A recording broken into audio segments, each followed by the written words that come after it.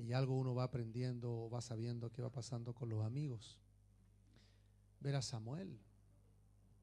Yo siempre cuando veo a alguien que tiene trayectoria de conocer a Jesús y han pasado los años y siguen fieles, yo digo, ahí hubo buena semilla, porque a pesar de los años o a pesar de las pruebas o a pesar de las luchas, están ahí. Y eso hace que la semilla que ahí cayó fue una semilla buena. Dice que la buena semilla cuando cae da fruto. Y los discípulos de Jesús se caracterizan por dar mucho fruto. Así que nosotros permanentemente vamos a estar siendo la consecuencia, el resultado de ser discípulos de Cristo, que vamos a estar permanentemente dando fruto de tipo espiritual y también de tipo ministerial. Porque hay fruto espiritual y hay fruto ministerial. El fruto espiritual tiene que ver con el carácter de Cristo formándose y creciendo en nosotros. El fruto ministerial tiene que ver con todo lo que hacemos en el reino de Dios, todo el quehacer que nosotros hacemos por el Señor y para el Señor.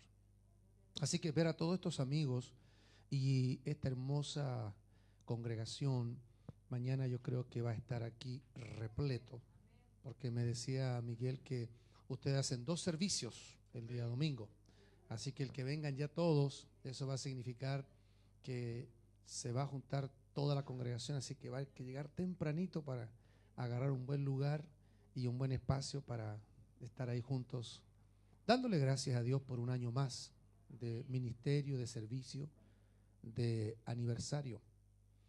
Yo no sabía, porque gente me había preguntado.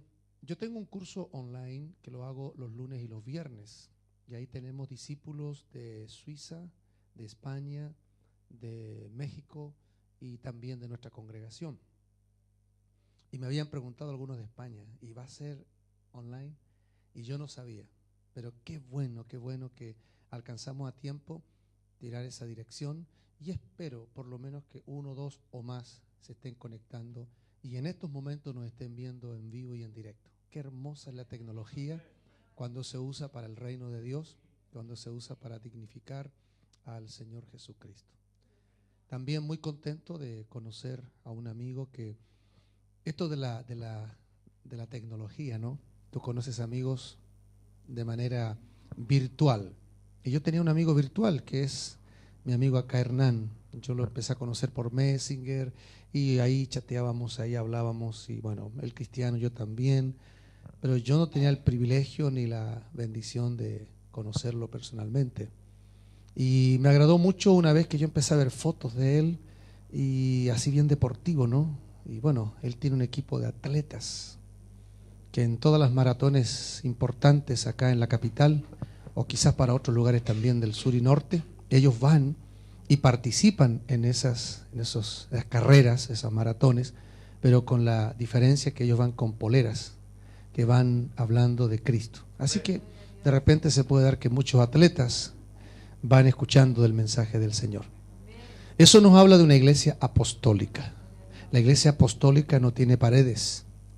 La iglesia apostólica funciona en una oficina, en la universidad, en un supermercado, en una plaza, en cualquier lugar funciona la iglesia apostólica. Y nosotros somos la iglesia, el templo no es la iglesia, ¿verdad que sí? Así que yo quiero que usted se anime esta tarde. Yo no sabía que hoy día también es un día bien especial que se celebra, yo no sabía eso.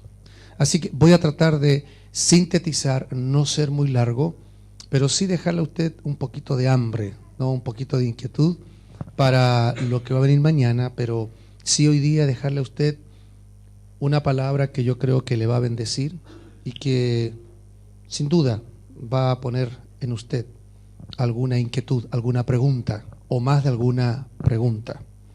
Y yo quiero que vayan ahí a San Lucas capítulo 6. Ya hoy día los muchachos andan con iPhone, con iPad. Por sus iPhones los conoceréis. No, acá ya todos están modernizados, todos los muchachos, todo acá. Un día fui a una conferencia de jóvenes y salí bien frustrado. Nadie con Biblia. Y le digo a mi hijo, oye, le digo, yo arriba sudando, le digo, yo predicando, le digo, haciendo todo el empeño, le digo, y los jóvenes ahí con sus teléfonos, le digo yo, hasta sin respeto, le digo yo, así como medio molesto, ¿no? Y me dice mi hijo, papá, cuando usted predicaba hace años atrás era Biblia. Yo estaba leyendo la Biblia, pero en el teléfono. Así que mejor me quedé calladito y dije, bueno, me pilló la tecnología, ¿no? O me superó. Pero estamos ahí tratando de ser también pertinentes con lo que estamos haciendo en el reino de Dios allá en California. La broma de Miguel es porque donde yo vivo, bueno, ustedes se quejan porque hoy día, ¿cuánto habrá de calor? Y yo veo que acá la gente, ¡oh, que hace calor! ¡Oh, que hace! Donde yo vivo se llama el centro, la ciudad. Estamos a 25 minutos de la frontera con México. Y ahí el calor, que ya empieza en estos días o semanas, empiezan desde 43, 45, 47 hasta 49 de calor. Cuando tú sales, cero brisa, no hay una brisa, tú no sientes eso que recién está aquí en Santiago. Yo recién lo sentí ahí, y rico que te pega en la cara, ¿no? Allá no, es seco, porque es desierto. Y ahí descubrí, cuando yo era niño, a mí me gustaban mucho las películas de vaqueros. Siempre me gustaban las películas de vaqueros. Y si eran western italianos, más todavía. Y con mi mamá yo solía ver esas películas. Y siempre me llamaba la atención que los vaqueros usaban como unos pañuelos, ¿se acuerdan? Y se metían a los bares. Bueno, la idea era que pateara la puerta y entrara. Pero antes se mojaban, se fijaban que había como un tipo lavatorio de madera y se mojaban y entraban. Y cuando empiezo a darme cuenta el calor allá, y de repente voy por una ruta y viene un viento y comienzo a ver como esos ramales, dije, aquí estoy, en el lejano oeste. Y ahora entiendo por qué los vaqueros, ¿no?, se mojaban antes de entrar al bar. Estamos hablando de quizás cuántos años atrás. Y me cuenta la gente cómo era antes. Hoy día no, hoy día todo tiene aire acondicionado. Las casas, los supermercados, los negocios, todo. Tú cuando sales en la fecha de verano entras al auto y soltar el aire acondicionado, que se enfríe un poquito el auto. Y obviamente también no es el mejor aire que estás respirando, pero por lo menos te ayuda a soportar el calor.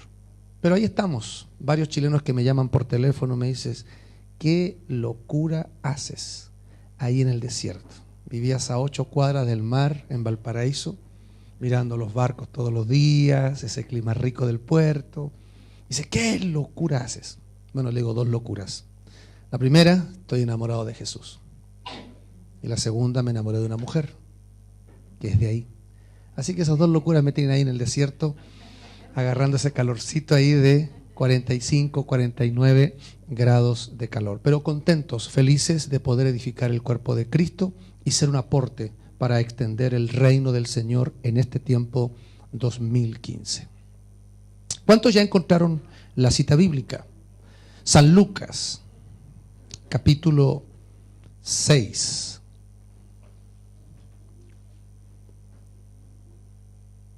Hoy día yo quiero hablar con ustedes la importancia de los procesos en el reino de Dios. Y yo sé que a nadie o a casi nadie nos gustan los procesos. Todo lo queremos rápido, todo lo queremos inmediato, todo lo queremos ya. Pero Dios es un Dios de procesos. No te olvides algo antes de iniciar lo que voy a decir. No te olvides que Dios se demoró, de acuerdo a Génesis capítulo 1, 6 días en crear todo lo que creó. Hazte esta pregunta. Si son 6 días de Dios o son 6 días cronológicos, no voy a entrar en ese cuento ahora, pero son 6 días de creación. Y Dios se tomó un día para crear cada cosa. Un día creó esto, otro día creó esto otro, otro día creó esto otro. Y hazte la pregunta, ¿por qué Dios se demoró 6 días cuando Dios podría haber dicho, hágase todo y se hace todo? ¿Sí o no? ¿Sí o no? Porque el capítulo 1 de Génesis, que es el capítulo de la creación, ya te está mostrando el carácter de Dios.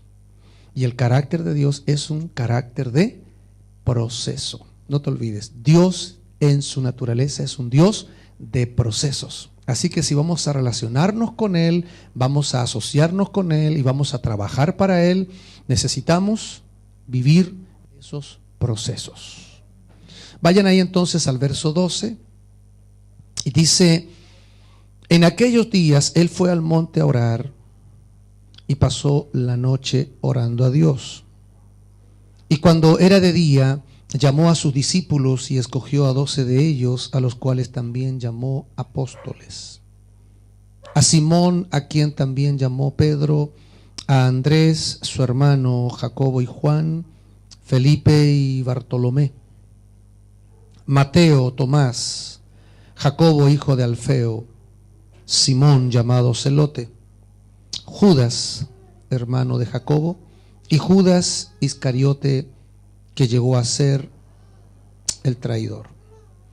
Señor, yo quiero darte muchas gracias por esta palabra y por lo que nos vas a hablar, por lo que nos vas a decir, por lo que nos vas a enseñar.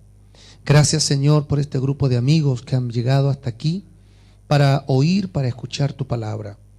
Señor, yo quiero que tú nos ministres, que tú nos pastorees, que tú seas hoy día el apóstol que pondrá una palabra en nuestro espíritu y en nuestro corazón. Tu palabra dice que tú eres el apóstol de nuestras almas y nosotros creemos, Señor, que tú estás ministrando nuestras vidas y nuestros corazones. Quiero darte muchas gracias, Señor, por todo lo que nos vas a compartir, todo lo que nos vas a ministrar, todo lo que nos vas a decir. Y por sobre todo, Señor, queremos todo esto que vamos a aprender, asimilarlo, guardarlo, internalizarlo, y que esto, Señor, se haga parte también de nuestra vida. Enséñanos, Señor, a reproducir y a externalizar tu palabra, de tal manera que cada principio y cada verdad que aprendamos hoy sea parte de nuestra experiencia. Muchas gracias una vez más, que tu nombre sea honrado y puesto en alto. Que tu Espíritu Santo hoy nos revele, que tu Espíritu Santo hoy nos muestre en qué parte del proceso estamos cada uno de nosotros. Que tú nos enseñes, Señor, que si algunos vamos muy lentos y tenemos que empezar a apresurar nuestros pasos en ese crecimiento, en ese proceso de desarrollo, o aquellos, Señor, que simplemente se han estancado. Oramos, Señor, para que tú nos enseñes, para que tú nos muestres, para que tú nos lleves a un ascenso, a un crecimiento, a una perfección. Bien dice el apóstol Pablo, estando persuadido de esto, que el que comenzó en nosotros la buena obra, él mismo la va a perfeccionar hasta el día de Jesucristo. Día a día estamos siendo perfeccionados, día a día estamos siendo entrenados, día a día estamos siendo empoderados, día a día queremos ir, Señor, como la luz de la aurora, hasta llegar, Señor, a esa meta final. Que tú levantes ministros competentes del nuevo pacto. Que tú levantes hombres y mujeres comprometidos hasta las últimas consecuencias. Que tú levantes una generación de hombres, mujeres, jóvenes, adolescentes, niños, adultos, ancianos, tan comprometidos que no haya nada, Señor, que estorbe, que no haya nada ni nadie que les impida avanzar, que les impida crecer. Si hay alguno que esta tarde necesita, Señor, ser inquietado, motivado, o si hay alguien que esta tarde, Señor, necesita esta palabra para volver a entender el propósito para el cual tú lo has traído a tu reino, oramos, Señor, para que tu Espíritu Santo revele, muestre, enseñe, aclare, de tal manera que esto, Señor, nos impulse y nos lleve a un peldaño más, a un crecimiento más, a un desarrollo más. Oro, Señor, y te doy gracias por este tiempo, por los jóvenes presentes, por los adultos, por las damas, por los varones. Muchas gracias, Señor, principalmente por tu presencia. A ti sea toda la honra y toda la gloria, en el nombre de Jesús, nuestro Señor. Amén y amén. Antes de hablar del proceso, yo quiero mencionar algo esta tarde. Cuando Jesucristo habla en Mateo 16, Él dice, edificaré mi iglesia. Note usted que es la única vez que Jesús usa el pronombre mi iglesia. Cuando Él habla del Padre Nuestro, hablando a sus discípulos y les enseña a orar, Él dice, Padre Nuestro que estás en los cielos. O sea, Jesús comparte al Padre, pero no comparte la iglesia. Cuando Él habla de la iglesia, habla de mi iglesia. Cuando habla del Padre, habla de nuestro Padre. ¿Por qué no comparte la iglesia? Porque la iglesia es su esposa y nadie comparte a su esposa. ¿Verdad que sí? Ok, ahora, quiero que entienda esto. Jesucristo es el que debe edificar la iglesia. Y aquí quiero hacer un énfasis. La iglesia no es el templo no es la iglesia. Hemos llegado a asociar y a hacer casi sinónimos estos dos términos, al punto que en nuestro léxico o lenguaje, ¿qué decimos nosotros cuando queremos invitar a un amigo a este lugar? Te invito ¿a dónde? ¿A la? Y le dices, Avenida Argentina 2094, casi al llegar a Santa Rosa. Carazo error, nunca más haga eso. Usted invite al templo, no a la iglesia, porque usted es la iglesia. Estos días que yo he estado en Chile, he compartido con mi hija estos principios tan fundamentales, porque le digo, si tú llegas a entender que tú eres la iglesia y no el templo, te vas a dar cuenta que tú en cualquier lugar donde estés, o te desarrolles, o interacciones, tú puedes funcionar y operar como un discípulo o una discípula de Cristo. ¿Y eso qué es lo que ha hecho en nosotros? Ha hecho limitarnos, circunscribirnos y decir, bueno, aquí adentro, como es el templo, yo funciono y hago lo que tengo que hacer. Salgo de la puerta para afuera y pareciera que no sabemos cómo reaccionar, no sabemos cómo actuar y pareciera que no tenemos las herramientas que tenemos aquí adentro. Pero no te olvides, tú eres la iglesia, yo soy la iglesia. Todos aquellos que han sido regenerados, restaurados y que tienen a Cristo en su corazón son la iglesia del Señor. Pablo dijo, nosotros somos templo del Espíritu Santo. Eso quiere decir que tú eres el que transporta, tú eres la vasija que lleva a Cristo a diferentes lugares. ¿Estamos para qué? Estamos para manifestarlo y estamos para expresarlo. Donde quiera que estemos, nosotros podemos orar por enfermos y van a ser sanados.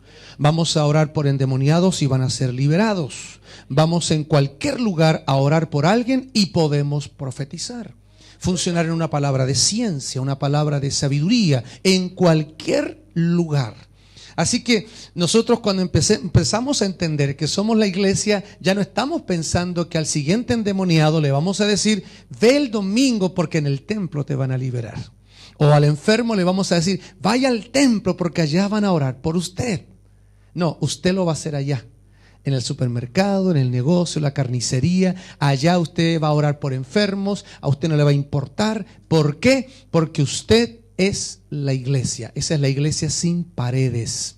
Usted y yo donde vayamos podemos llevar la gloria, la gracia y el poder del Señor. ¿Me está entendiendo, no? Ok. Ahora, cuando hablamos de la iglesia, también tenemos que hablar del reino. Y para ello quiero que vaya a Mateo rápidamente, solamente para establecer una verdad. Mateo 16, cuando Pedro hace esa gran confesión, cuando le dice a Jesús, tú eres el Cristo, el Hijo del Dios viviente. Y para eso entonces le invito que vaya a Mateo 16, donde le dice Pedro en el verso 16, respondiendo Simón Pedro dijo, tú eres el Cristo, el Hijo del Dios viviente. ¿Qué le dijo Pedro? Ok. Entonces le respondió Jesús, bienaventurado eres Simón, hijo de Jonás, porque no te lo reveló carne ni sangre, sino mi Padre que está en los cielos. Y yo también te digo que tú eres Pedro, y sobre esta roca edificaré mi iglesia. Una pregunta, hago un paréntesis, ¿sobre qué está edificada la iglesia? ¿Sobre qué? Sobre la roca. ¿Y qué es la roca? Cristo. Correcto. Pero escuche esto. La roca es la revelación que acaba de confesar Pedro. ¿Y cuál es la confesión que acaba de decir Pedro? Tú eres el Cristo, el Hijo del Dios viviente. ¿Se acuerda que en Mateo 7 Jesús termina el sermón del monte del verso 24 en adelante y ya habla de dos casas? ¿Se acuerdan que habla de dos casas? Y dice que una casa está sobre la arena y ese es el que oye y no hace. Pero dice que otra casa está sobre la roca y dice que ese es el que oye y hace. Ahora, la figura que usa Jesús es la casa. Pero si usted se va a Mateo 7 y lo une con Mateo 16, se va a dar cuenta que en el Mateo 7 hay una casa sobre la roca y en Mateo 16, ¿qué es lo que hay? Una iglesia. Ahora, pareciera que está hablando de dos temas distintos. Es exactamente lo mismo. La casa de Mateo 7 y la iglesia de Mateo 16 es exactamente lo mismo. Son personas regeneradas, restauradas, que han nacido de nuevo. ¿Me explico? Ahora, si usted se fija en Mateo 7, ¿con qué está conectada la roca? Está conectada con la palabra. Esa palabra que usted oye y hace, oye y obedece, oye y practica. ¿Y sabe a qué me suena eso? A discipulado. Porque ahí vamos a ir para el discipulado. Eso habla de discipular. Que entre paréntesis, la única estrategia del reino que tenemos en las escrituras es discipulado. La iglesia que habla del reino y no discipula, mejor no hable más del reino. Porque la única estrategia para trascender con el mensaje de Cristo es discipulado. No se olvide, Jesús no se entusiasmó con las multitudes. Las alimentó, las sanó, las liberó, las amó, pero Jesús lo que buscó fueron discípulos para trascender. Usted no va a trascender con multitudes, usted va a trascender con discípulos. Si usted tiene discípulos, usted va a ser un ministro, una ministra, un siervo, una sierva, que usted se va a morir y esa palabra va a continuar de generación en generación. No se trata solo de multitudes, se trata de trascender con el mensaje de Cristo. ¿Me va entendiendo, no?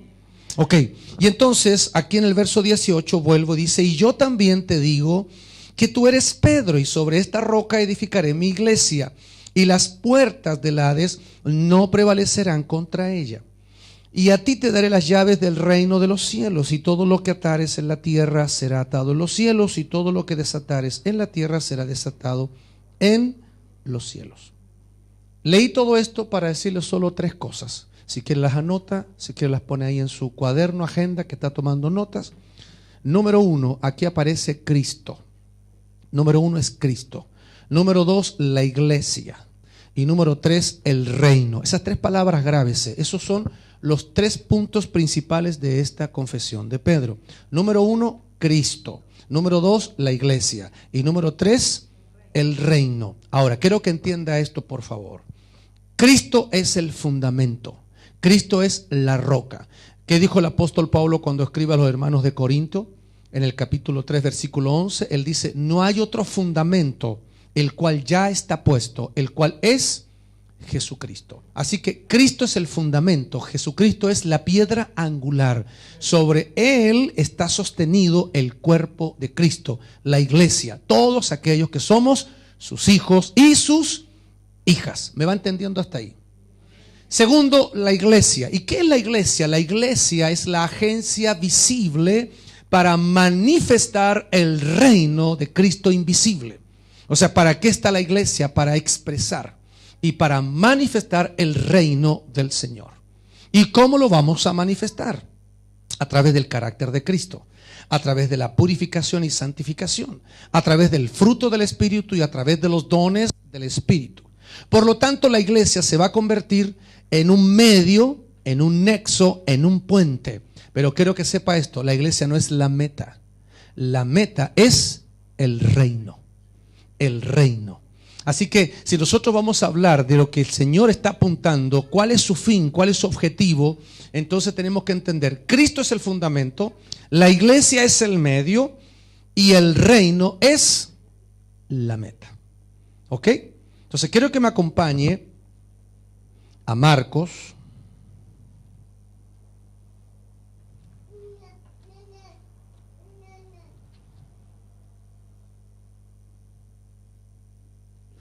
Vaya al Evangelio de Marcos.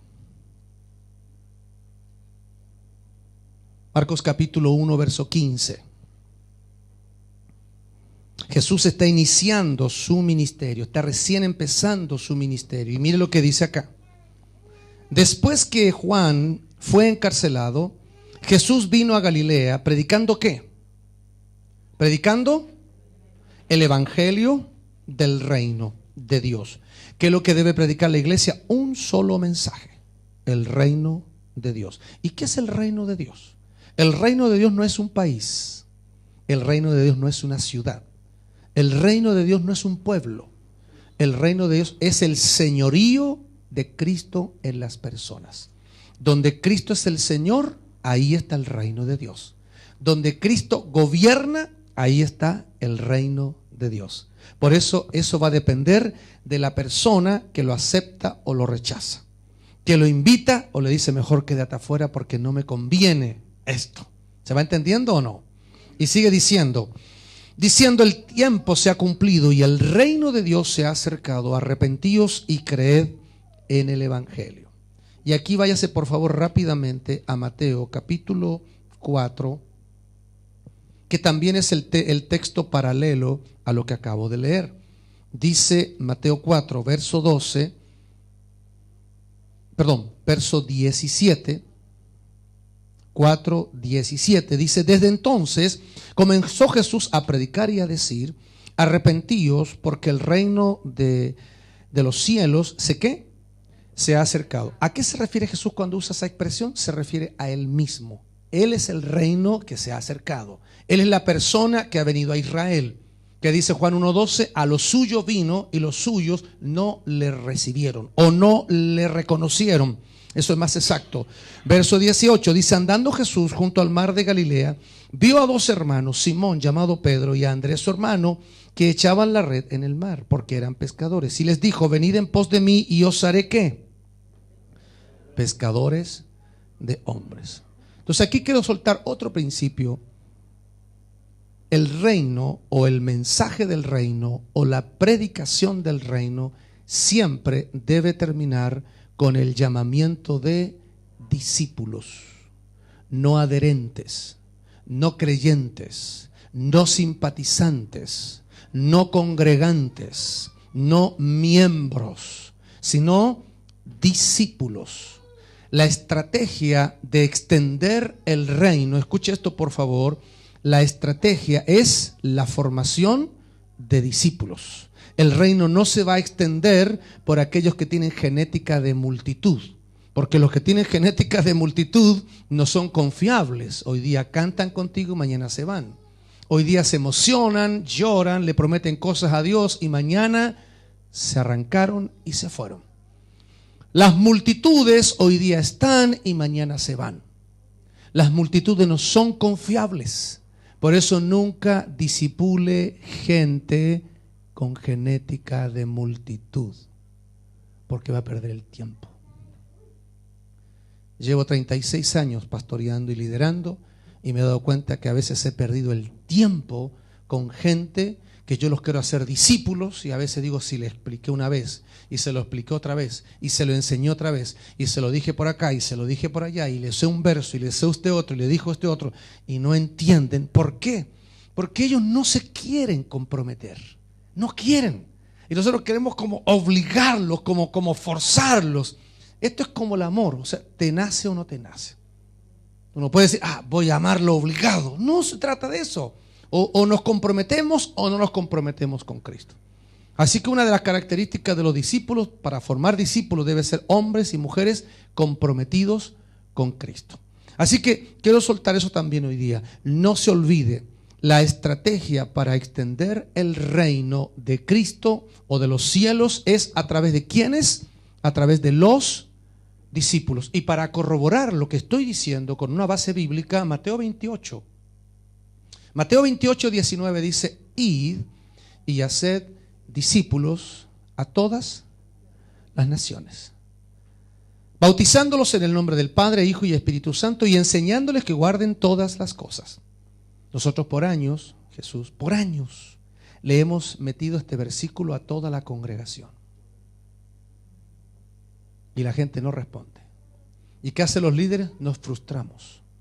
Pero quiero llevarlos a la base bíblica. ¿A quién se lo dice Jesús eso? ¿A quién se lo dice? A los discípulos, no a las multitudes.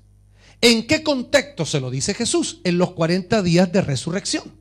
Por lo tanto, ¿quién escuchó este mandamiento? Solamente los discípulos. Dicho sea de paso, Jesús nunca más se conectó con las multitudes cuando Él va a la cruz.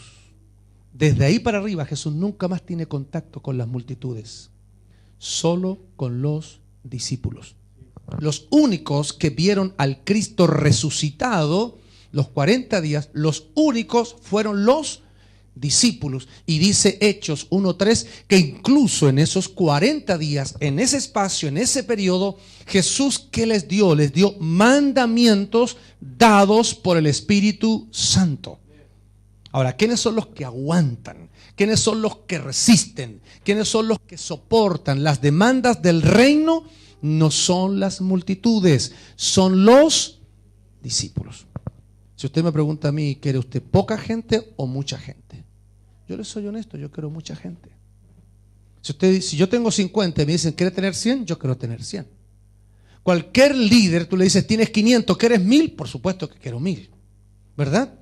Pero fíjese, Jesús amó a las multitudes, pero no se entusiasmó con las multitudes. Él trabajó y sintetizó su trabajo con los discípulos, porque Jesús sabía mejor que nadie que lo único que podía pasar para trascender en su ministerio son los discípulos. Han pasado 2000 años y todavía su visión permanece, y todavía el reino permanece y se sigue extendiendo de vida en vida, de matrimonio en matrimonio, de persona en persona. ¿Por qué? Porque todavía hay discípulos y discípulas de Cristo.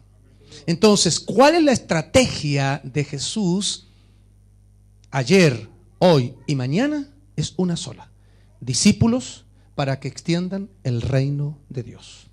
Y voy a repetir eso: iglesia que predica del reino, que no discipula, no se está poniendo de acuerdo con el mensaje. Simplemente se está mintiendo a sí misma. Hoy día nosotros podemos tener multitudes, adherentes, simpatizantes, gente que viene, gente que se va. Lo que está pasando en Chile es exactamente lo que está pasando en Estados Unidos, solo que allá es un volumen mucho más grande. Acá son 17 millones, allá son 320 millones. ¿Sabes cuántos pastores renuncian mensualmente en Estados Unidos? 1700 pastores renuncian al pastorado, renuncian al ministerio. Y todos los días, cuentan, lunes, martes, miércoles, cada día se están yendo de los templos en Estados Unidos 3.400 personas diarias. Se están yendo de los templos. Por eso que allá no es anormal ver un templo que está a la venta, porque quedaron 20, 30 fundadores de ese templo de hace 80, 100 años atrás, y son los que quedaron, 20, 30 personas. Ya no lo pueden pagar, no tienen fuerza, no tienen salud. ¿Y qué es lo que hacen? Lo venden al mejor postor.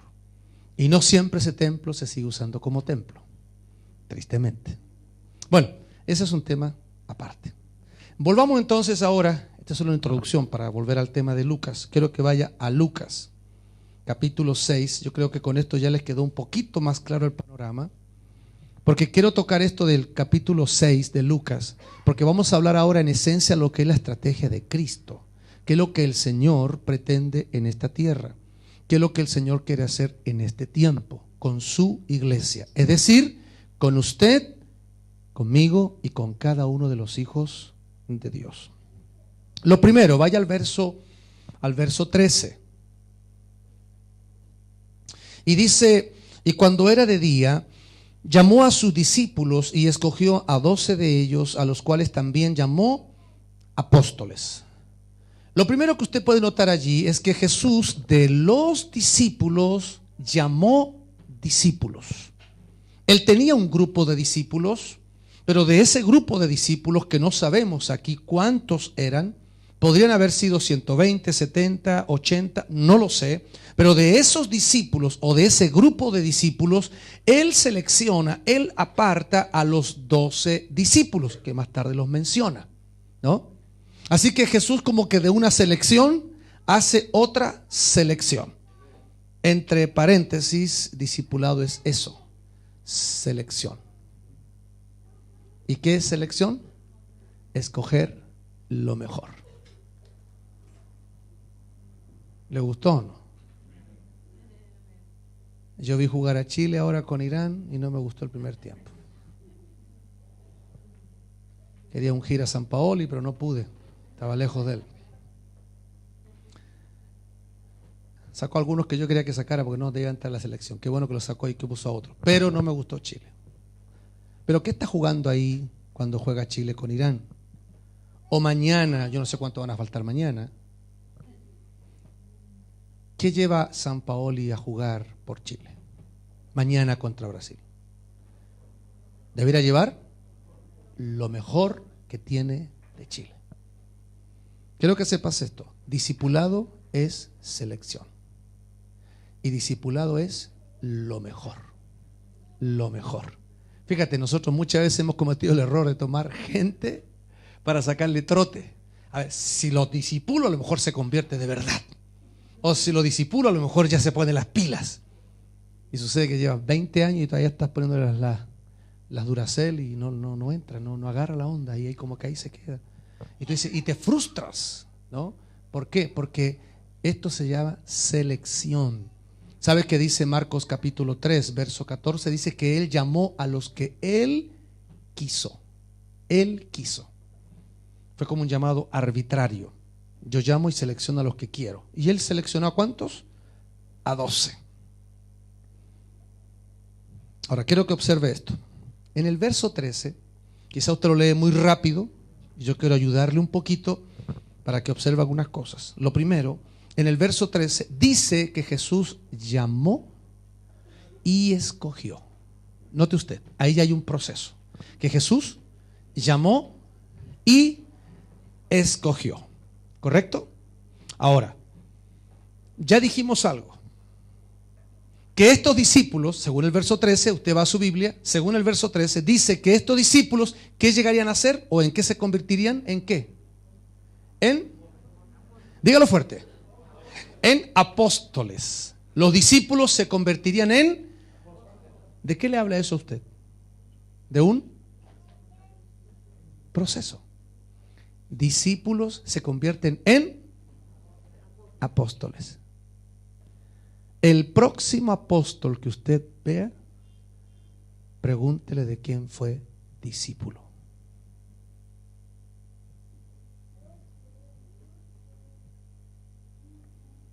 O mejor dicho, a ese próximo apóstol, pregúntele si alguna vez fue discípulo.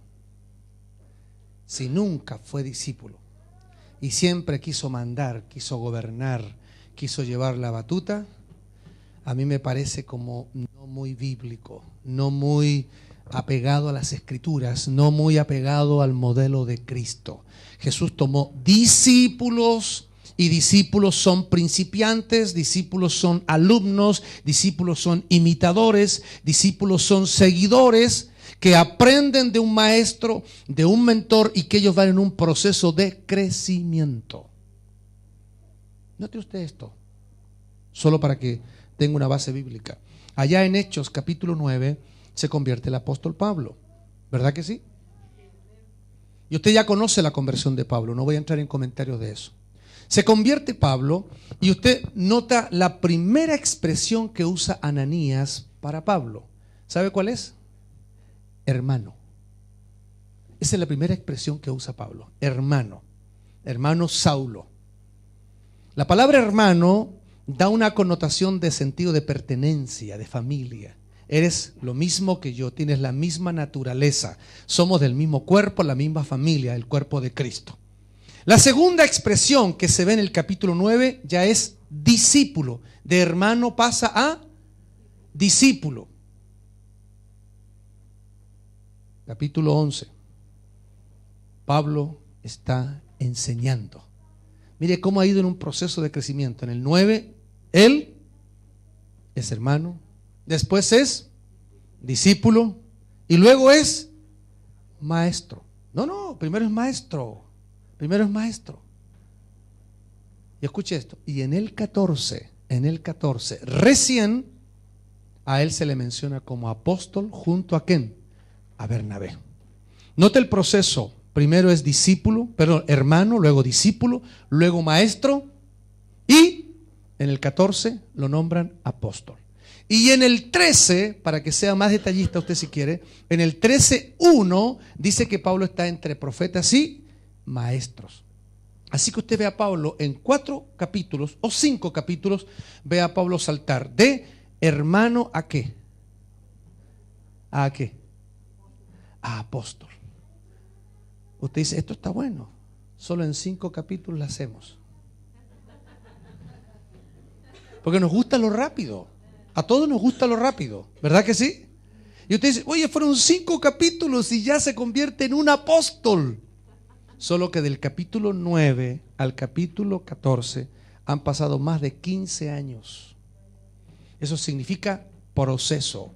Eso significa desarrollo, eso significa disciplina, eso significa crecimiento, eso significa perseverancia, eso significa que el hombre se mantuvo a pesar de a lo mejor problemas, dificultades, necesidades. Pero eso es un proceso donde Dios nos va llevando a cada uno de nosotros. Pablo vivió un proceso. Los discípulos de Jesús también vivieron un proceso. Note usted, ¿qué le dice Jesús a Pedro en Mateo capítulo 4, verso 19? Él le dice, yo te haré pescador de hombres. Lucas 5, verso 10, ¿qué le dice Jesús? Desde ahora serás pescador de hombres. Hay un proceso de crecimiento. Primero le dijo, si me sigues vas a ser un pescador de hombres. Pero en Lucas 6 le dice, desde ahora serás un pescador de hombres. Pero en Juan 21, ¿sabe lo que le dice Jesús? Pastorea mis ovejas. ¿Hay un proceso o no hay un proceso? Ese mismo que le habla Jesús, al mismo que le habla Jesús en Juan 21, él después escribe unas cartas. Y en su primera carta, capítulo 5, verso 1, ¿sabe lo que dice Pedro? Yo anciano, juntamente con ustedes. Cuando ustedes pastoreen, pastoreen con amor, no por ganancias deshonestas. Ya es un pastor consolidado, un pastor afiatado. Pero él vivió un proceso. Mire, Pedro era un tipo que cometía errores, que se equivocaba, que decía sí, después decía no, que a veces reprendía al maestro. Pero mire qué interesante. Pedro llegó un momento en su vida que se afirmó. Y entonces fue un discípulo confiable, consistente. Es más, en Mateo 16, hasta Jesús le entrega las llaves. Y a ti te daré las llaves. ¿Cuántas llaves le dio? 2 llaves. La primera llave la abre en Hechos capítulo 2 y se convierte en ¿cómo? 3,000 nuevos discípulos. La segunda llave la abre en Hechos 10, donde se convierte en ¿cómo? Una familia completa, Cornelio y toda su familia. No dice cuántos, pero es la familia. Y fíjese qué interesante, en Hechos 2, Pedro abre la puerta del mensaje del reino. ¿A quién? A los judíos. Pero en Hechos 10, Pedro abre la puerta y el mensaje ¿a quiénes? A los gentiles. 2 llaves, judíos y gentiles. Si usted se da cuenta entonces, Jesús con todos nosotros va a hacer exactamente lo mismo. Usted no va a ser la excepción, usted no se puede saltar cursos acá. Usted por más que diga, si hay un camino corto, un bypass, mejor me voy por acá. ¿A quién no le gusta el camino corto? Mayormente como la vuelta del trabajo para la casa, aquí en Santiago principalmente. ¿Ah? ¿A quién no le gustaría un bypass y en vez de demorarme 2 horas o 1 hora y media, tengo un camino que un atajo y me va a demorar media hora? ¿A quién no le gustaría eso? Pero quiero que aprenda algo, en el reino de Dios no hay atajos. Te vas a demorar lo que tienes que demorarte porque Dios decidió que te demores eso. ¿Verdad? Por eso hay mucha gente que agarra ministerio y dice, pastor, a mí Dios me dio un sueño y me dijo que soñé con un púlpito, con una Biblia, con un micrófono y Dios me dijo que iba a ser pastor, así que pastor, yo me voy. O usted me unge o yo me unjo. Entonces ya no son ungidos, son urgidos. Qué distinto. Hay ministros urgidos y andan por ahí inventándose ministerios, profecías, se autoministran ellos mismos, se autoungen, se autoprofetizan. Oye, eso está en todos lados, en todos lados. Pero no te olvides, con Dios hay procesos. Y Dios nos va a llevar de la A a la B, de la B a la C, y nos guste o no, tú vas a decir, pastor, pero ¿por qué mejor no de la A a la Z ya? Porque Dios es un Dios de ¿qué? De procesos. Dios decidió tomarse procesos, ¿verdad? ¿Cuántos cuando éramos niños queríamos ser grandes? Los más antiguos ahí queríamos agarrar el fierrito del bus, ¿no? ¿Se acuerdan? Queríamos agarrar el fierrito y no podíamos y queríamos, y nuestro único sueño era agarrarnos ahí del fierrito hasta que un día nos agarramos.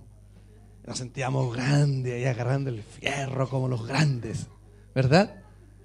Pero por más que tú hubieses querido, no habrías podido cambiar la historia. ¿Por qué? Porque el proceso natural es que te va a llevar de día en día, de proceso en proceso, ¿verdad que sí? Y Pablo dice que el que comenzó la buena obra en nosotros, él mismo la va a perfeccionar hasta el día de Jesucristo. ¿Sabe qué quiere decir eso? No sé si te va a animar o te va a desanimar, pero vas a estar en proceso hasta que Él venga. Te guste o no te guste, vas a estar en proceso. ¿Por qué no miras a tu vecino y le dices, te guste o no, vas a tener que estar en proceso hasta la muerte? Ok. ¿Me quedan 10, 15? Ok. Estamos en el verso 13 de Lucas 6. Y dice entonces que Él llamó discípulos que se van a convertir ¿en qué? En apóstoles. Entonces, ¿quiénes son los que se convierten en apóstoles? Los discípulos. Ok. Ahora, hay dos términos que yo creo que usted observe allí en su Biblia. Dice que Jesús llamó y dice que Jesús escogió. Creo que está ahí, ¿no? Ok, si usted se fija, ahí dice, y cuando era de día, ¿qué hizo? Llamó y luego dice, y escogió. Subraye esos dos términos, porque tienen que ver con el proceso que deben vivir los hijos de Dios. O en este caso, los discípulos. Él llamó y luego Él escogió. ¿Se entiende? Ok. No se olvide que el proceso tenemos que vivirlo en Cristo y para Cristo. Entonces, grábese eso. Jesús, ¿qué hizo? Número 1, llamó. Y número 2, escogió. Vaya a Efesios, capítulo 4, verso 11.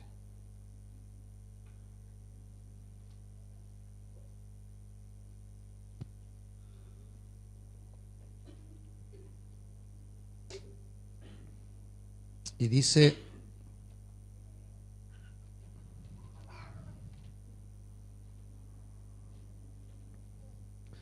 y Él mismo.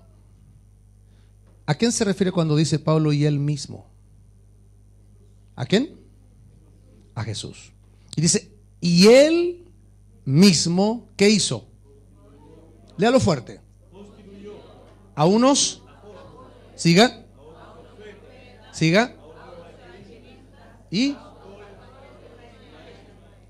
aquí tenemos el cuadro completo. En Lucas 6, Jesús, ¿qué hizo? Llamó y escogió. En Efesios, constituyó. El proceso completo es este. Jesús llama, Jesús escoge y Jesús constituye. Ese proceso es inevitable. Llamado, escogido y constituido. Llamado, escogido y constituido. Y todos, queramos o no, nos guste o no, vamos a pasar por ese proceso. Llamado, escogido y constituido. El gran problema es que muchos que se convierten a Jesús solo llegan al primer nivel. a llamados. Dice que son muchos los llamados y pocos los escogidos. ¿Verdad? Entonces, ¿qué pasa acá? La meta de todo discípulo o la meta de todo discipulador con su discípulo o el líder con su gente debe ser llevar a toda la gente a que sean constituidos. No se queden solamente en ser llamados y que vivan el proceso de llamados, escogidos y constituidos. Pero lamentablemente mucha gente se queda, no avanza, no crece por alguna razón. Porque a lo mejor a los líderes nos está faltando entender el mapa completo. Y como no lo estamos entendiendo, entonces nos estamos conformando con que la gente se congregue, con que la gente asista, con que la gente venga, pero no nos estamos ocupando del verdadero propósito de Cristo, que es llamar, escoger y constituir. Vaya conmigo otra vez a Efesios 4. Pero ahora quiero que lea conmigo el verso 12.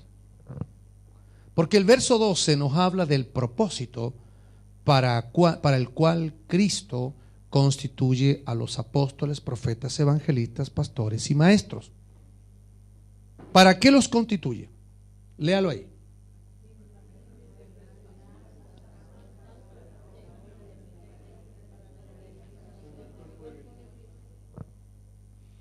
O sea, en el cuerpo de Cristo hay constituidos y hay santos. ¿Está entendiendo eso o no? Hay constituidos y hay santos. La pregunta del millón: ¿qué es usted ahora? ¿Está en los constituidos o está en los santos? Y pareciera que Pablo está hablando de dos congregaciones o de dos iglesias distintas: de los santos y los constituidos. Y dice que los apóstoles, profetas, evangelistas, pastores y maestros son los constituidos que están para perfeccionar ¿a quiénes? A los santos. Y pareciera que estoy hablando de dos niveles, los A y los B, los mejores y los peores. Y no. Se lo explico bien simple y bien sintetizado. Los constituidos son los especializados. Son los que ya llegaron. Son los que ya maduraron. ¿Se ha fijado en una construcción? Cuando usted llega a una construcción, ¿qué le pregunta el capataz? ¿Qué sabe hacer? Aquí el término que se usa es maestro chasquilla, ¿no? Los maestros chasquilla saben de todo y al final no saben de nada, porque nunca se especializan.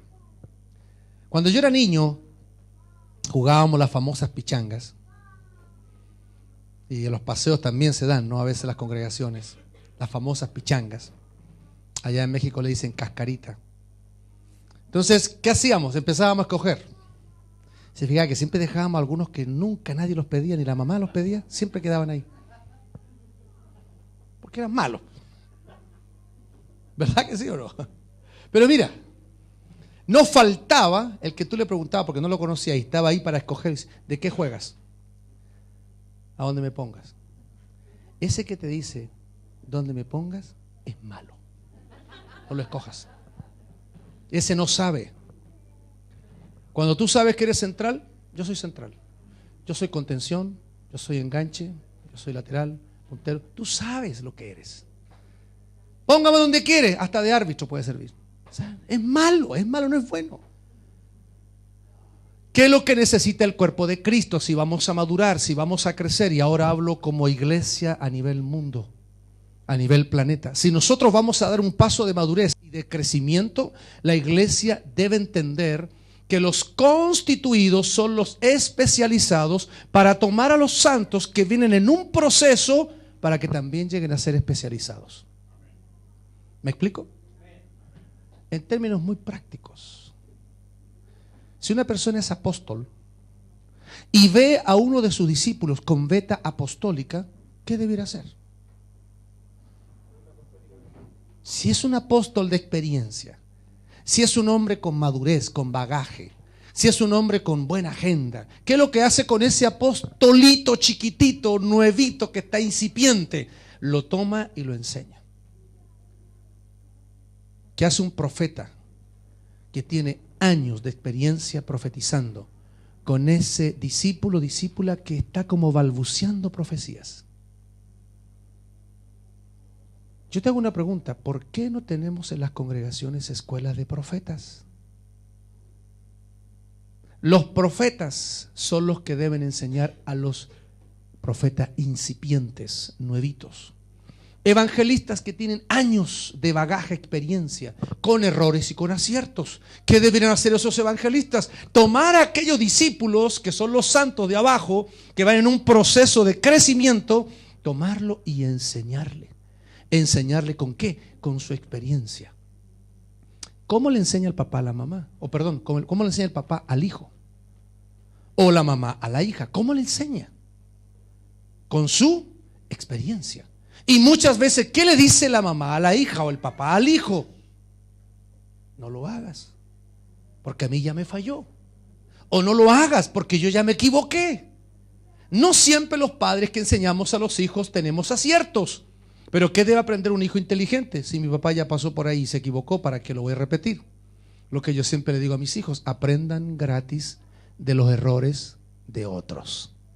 ¿Me explico? Por lo tanto, los constituidos son los especializados. Los constituidos son los que ya se han estabilizado y ya saben cuál es su lugar en la cancha, en el partido. Ya sabes de qué juegas. Ya sabes cuál es tu rol. Ya sabes cuál es tu función. Ya sabes. ¿Y qué debes hacer cuando ya sabes lo que tienes ahí como gracia de Dios? Es compartirla con aquellos que van detrás de ti, que son más nuevitos, más pequeñitos, más inmaduros. Pero ¿sabe cuál es el problema de muchos constituidos? De muchos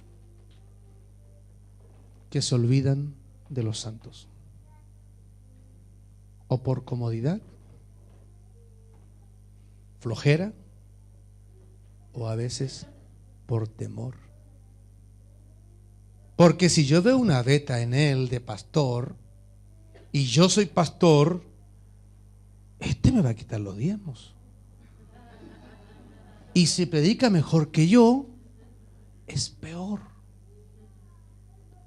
Escucha esto: los verdaderos mentores, escucha esto, los verdaderos mentores siempre te empoderan, siempre te llevan a un nivel más alto.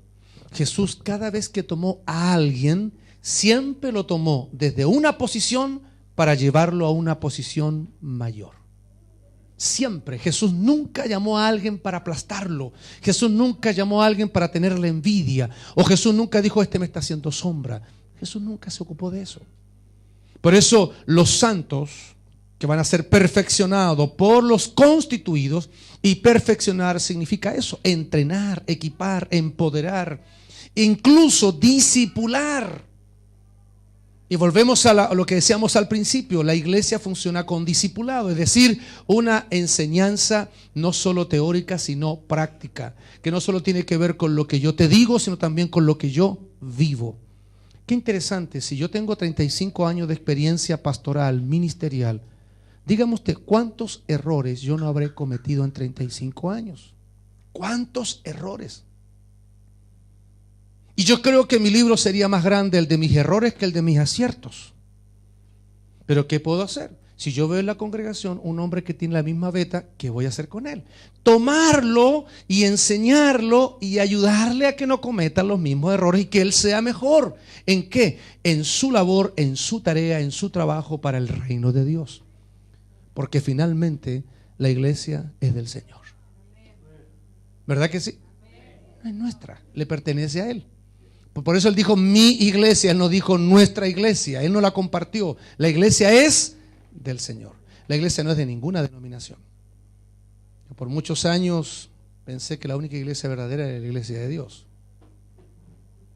hasta que crecí y Dios me abrió los ojos y me di cuenta.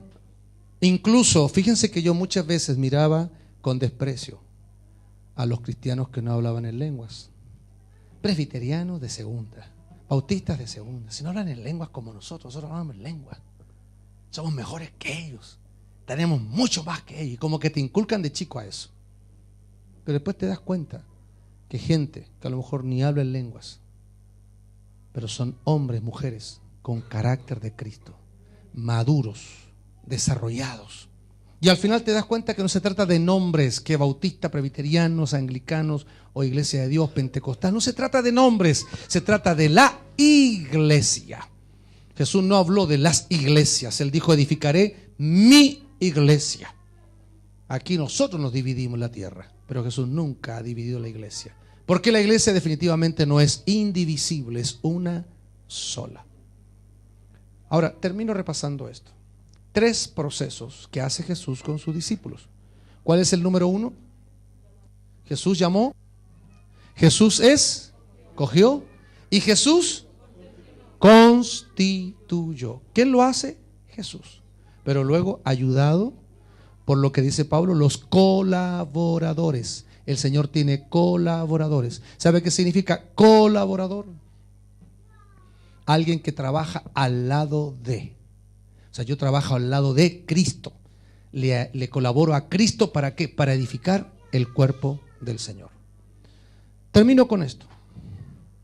Llamados a ser salvos, escogidos para servir y constituidos para desarrollar la obra del ministerio.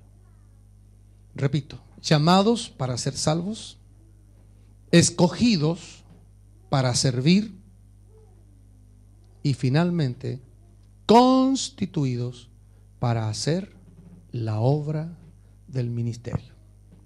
Y note esto, no dice las obras del ministerio o las obras de los ministerios. Es nunca más, y se lo digo para ayudarlo, nunca más diga los 5 ministerios de Efesios, porque no son 5 ministerios. Son 5 habilidades. Es un ministerio, es un solo ministerio. Lea bien la Biblia. Lo que pasa es que la leemos mal, la interpretamos mal y la predicamos mal. Y decimos, los 5 ministerios de la iglesia. No hay 5 ministerios, hay un solo ministerio. ¿Sabe cuál es? Edificar el cuerpo de Cristo. No hay otro. ¿Y qué son entonces apóstoles, profetas, evangelistas, pastores y maestros? Son habilidades que el Señor le regaló al cuerpo de Cristo para edificarlo. Y así como el cuerpo humano tiene 5 sentidos, el cuerpo de Cristo tiene 5 habilidades. Y otro detalle, nunca más lea Efesios 4 de manera vertical. Léalo siempre de manera horizontal. Cuando usted lee Efesios 4 de manera vertical, está leyendo jerarquía. Y esa es la iglesia apóstata. Porque entonces, ¿qué estamos leyendo? Entonces el apóstol es el que manda. El profeta es como el segundo, ¿no? Está segundo. El evangelista está en el medio como tercero. Y el maestro como más chiquitito.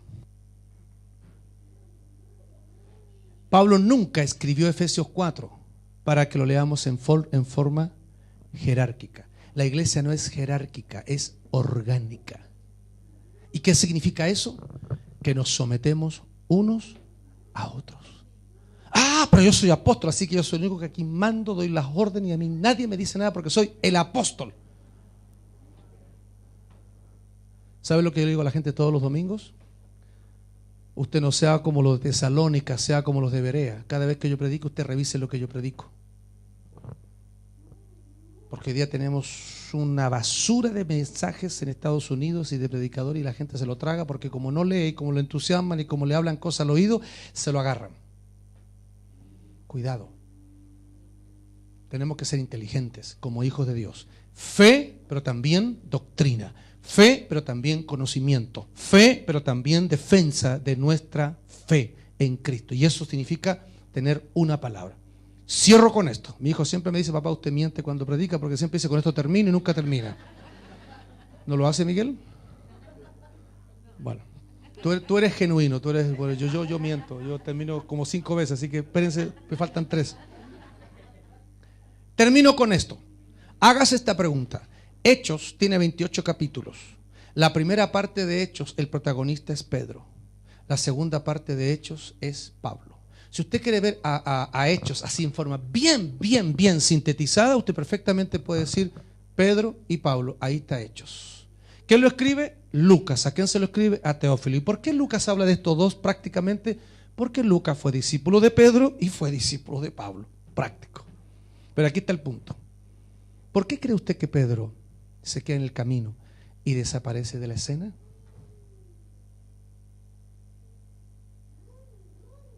Porque a Pedro nunca se le reveló la iglesia como se le reveló a Pablo. Nunca. Pablo tuvo una visión de la iglesia global, completa, que Pedro nunca tuvo.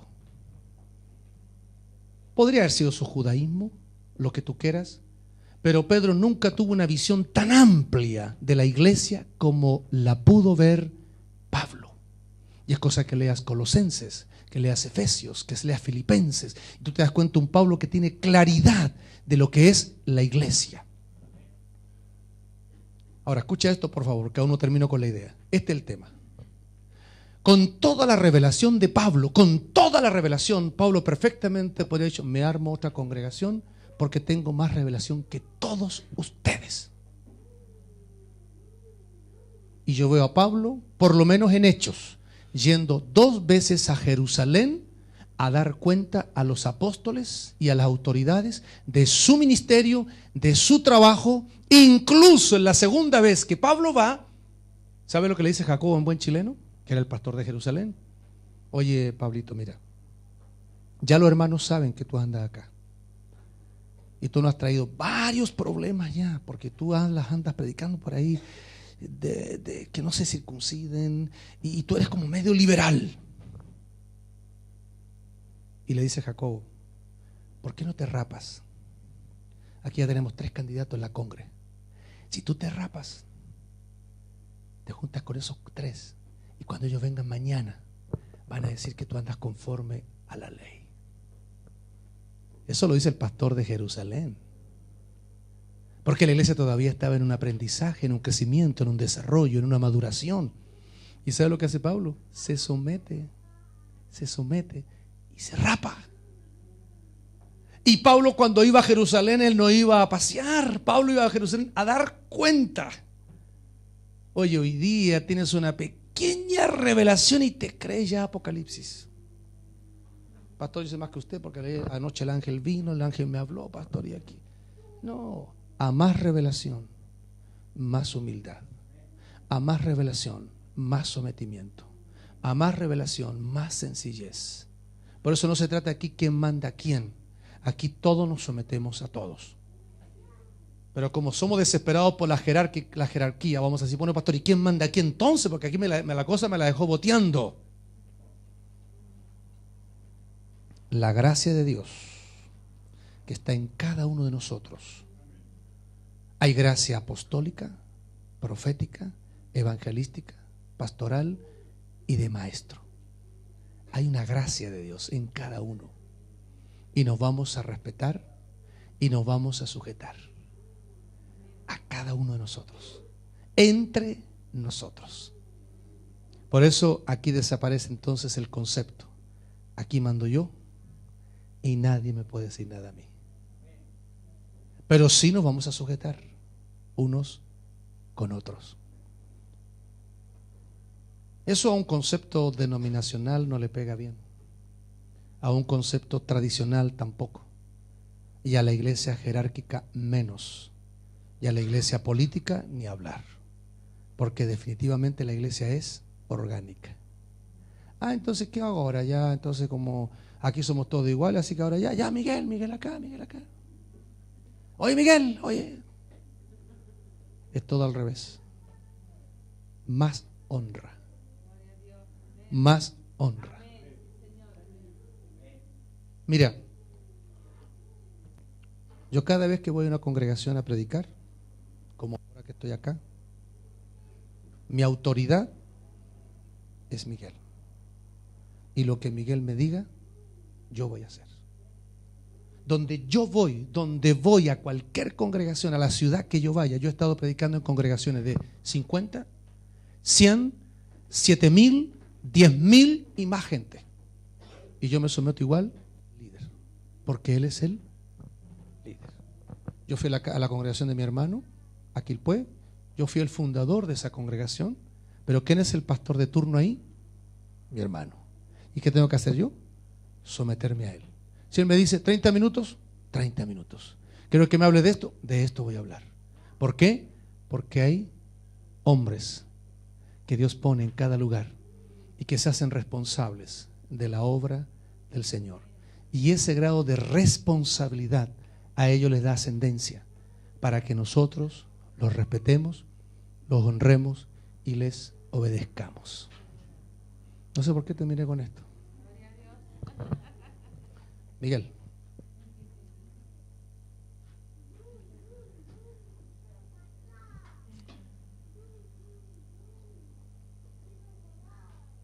No sé si se entendió, espero que... Gracias, apóstol. Amén. Tienes que someterte, hermano. Dije apóstol, no. Amén. Hablando de sometimiento, hermano. Amén. Bueno, Dios bendiga a José, hermano. Ha sido un reencuentro muy, muy especial. Y como él decía, uno se somete, ¿eh? Está escribiendo ahí exactamente lo que yo le pido el día domingo que usted haga. Yo también acá lo hago con José, digamos, con los pastores que han venido, qué sé yo, con los hermanos que hemos tenido acá. Hermanos, un tiempo hermoso. Esto no termina hoy, continuará mañana. Así que espero que usted haya venido hoy y también venga mañana. Algunos mejor dijeron voy el sábado y no voy el día domingo. No, pues no haga trampa. Pues, ¿no? Estamos hablando de un crecimiento, de un desarrollo. Voy el sábado y mañana veo a Chile y Brasil. No, pues hermano, o sea, finalmente o somos llamados o nos quedamos ahí en los escogidos. Y si no, siempre vamos a quedar ahí, digamos, en la medianía de la tabla. Hay que desarrollarse y muchas veces hay que postergar cosas. Así que una bendición haber escuchado acá al pastor José. Mañana va a estar a las 10:30 con nosotros acá. Seguramente Dios tiene algo mayor. Yo le había pedido hoy que trajera, tal como él lo planteó, algo relacionado con desarrollo, con crecimiento, con compromiso. Tremendo tema, hermano. Tremendo tema. Lo bueno que quedó grabado y está puesto en internet.